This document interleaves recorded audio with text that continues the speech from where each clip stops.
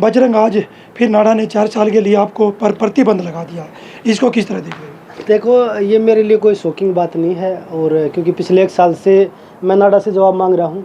जो expiry kit लेके आए थे उन्होंने आज तक उसका जवाब नहीं दिया, और मैं पूरे देश के सामने नाडा जहाँ पे चाहे वहाँ पे सैंपल आगे ले सकती है, इसमें कोई वो नहीं है, लेकिन एक्सपायरी किट लेके नहीं, और आज तक उस चीज़ का जवाब नहीं आया है। तो ये सरकार की और नाडा की ये मिली भगत है कि भाई कैसे इन खिलाड़ियों, क्योंकि हम महिला खिलाड़ियों के आंदोलन में खड़े थे और आज भी खड़े हैं उनके साथ, महिलाओं के साथ, और ना तो पीछे हटने वाले। सरकार चाहे बैन 4 साल का लगाए या 10 साल का लगाए, उसको मैं कोर्ट में चैलेंज करूँगा, और मैंने कर भी रखा कोर्ट में। अभी जो ये पिछले हियरिंग हुई थी तो वो चाह रहे थे कि भाई एक बार जो पैनल कमेटी बनाई उसका एक बार जवाब आ लेने दे, उसके बाद हम अपनी कार्रवाई स्टार्ट करेंगे। ये क्या कारण है कि बार बार कभी प्रतिबंध लगाते कभी आपको सस्पेंड कर देते? देखो, ये कारण मैंने बताया कि महिला खिलाड़ियों के जो आंदोलन में हम खड़े थे उसी का कारण है। अगर आज मैं बीजेपी ज्वाइन कर लूँ तो मुझे लगता है सारे जो मेरे ऊपर बैन लगा रहे हो सारे हट जाएंगे। जितने भी जो नेता जिनके ऊपर इन्होंने केस लगा रखे थे, जिन केस चला रखे थे किसी भी उसमें, चाहे वो भ्रष्टाचार का हो चाहे कोई भी, वो बीजेपी में जाते ख़त्म हो जाते हैं।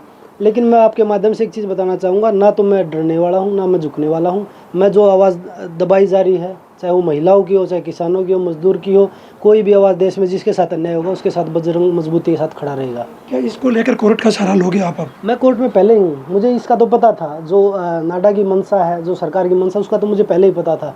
लेकिन हमें न्यायपालिका पे भरोसा है कि वहाँ से हमें न्याय मिलेगा, तो उसके ऊपर अभी कोर्ट में हियरिंग है, उसके मैं अपने लॉयर से बात करके वो चीज़ें करूँगा। क्या मानते हैं कि इसके पीछे ब्रजभूषण शरण का भी हाथ हो सकता है, जिस तरह की कार्रवाई हो रही है लगातार? देखो, सरकार उन्हीं की है, और उनका तो पहले ही, क्योंकि जो प्रोटेस्ट में जो लड़कियां थी उनको भी डोप का धमकियां दे के कि आपके घर पे डोप वाले आए होंगे।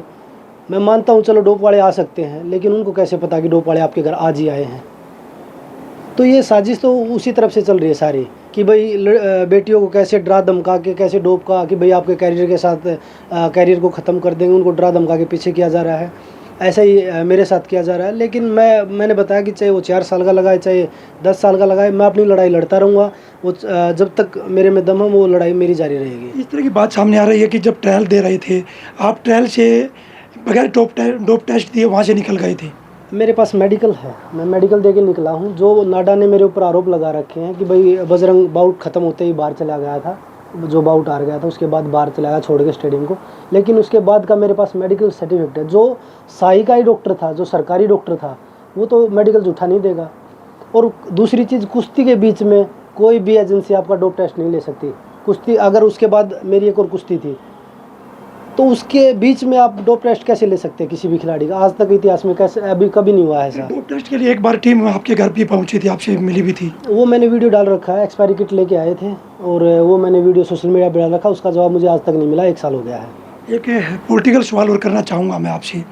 आपके साथ रही साथी विनेश फोगाट ने चुनाव लड़ा और विधायक बनी है। अब जोलाना में इस तरह के पोस्टर लगे हैं कि विधायक लापता है।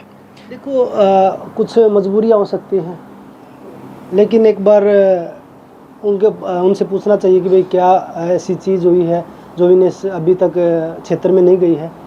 और दूसरा, विनेश अभी जो हमारा कोर्ट में केस चल रहा है वो भी हमें देखना है, तो उसी चीज़ को लेके थोड़ा विनेश उस चीज़ में डिस्टर्ब है कि भाई जनता को टाइम दे या केस को टाइम दे।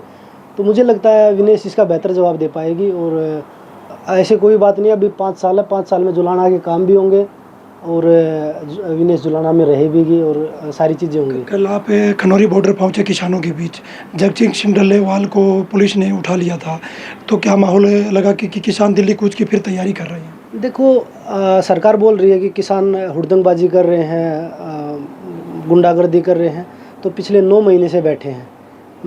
मुझे तो एक भी कोई ऐसी चीज़ नहीं दिखी कि भाई आप लोग बता दीजिए कि भाई कोई आपको लगाओ कि किसान हुड़दंगबाजी कर रहे हैं।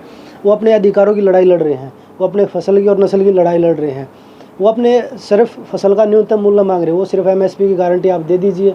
पीछे 13 महीने यहाँ दिल्ली के चारों तरफ बैठे, उसमें हमारे 750 किसान शहीद हो गए। अभी जब डल्लेवाल साहब ने बोला कि भाई हम आमरण अनशन करेंगे, तो उसके रात को ही उनको उठा लिया जाता है, तो ये तानाशाही है। ये कल हम संविधान दिवस मना रहे थे, उसके बाद ये हरकत करना ये मतलब दुखदायक है, इसको बर्दाश्त नहीं किया जाएगा। लेकिन दूसरी तरफ बोल रहे हैं कि भाई हम संविधान के हिसाब से चल रहे हैं। मुझे नहीं एक लगता। लास्ट सवाल मेरा आपसे, आपने कहा कि अगर मैं बीजेपी पे चले जाऊं तो सारे केस खत्म हो जाएंगे, क्या बीजेपी में जाने का इस तरह का कोई दबाव आप पर आया? मेरे पास पहले भी बहुत लोगों ने बोला कि भाई आप इसमें आ जाइए, बीजेपी में आ जाइए। तो मैं, जो हमारी महिला खिलाड़ियों का अपमान कर रही है, जो हमारे किसानों का अपमान कर रही है, जो कोई भी आवाज़, चाहे वो आशा वर्कर हो, सरपंच हो, कोई भी आवाज़ हो, उसको दबा के देश में मतलब एक तानाशाही का रूप ले रही है, तो मुझे लगता है कि मेरी विचारधारा जो है, मैं उसके साथ नहीं हूँ जो दबाने वाले हैं। हम आज़ाद हैं।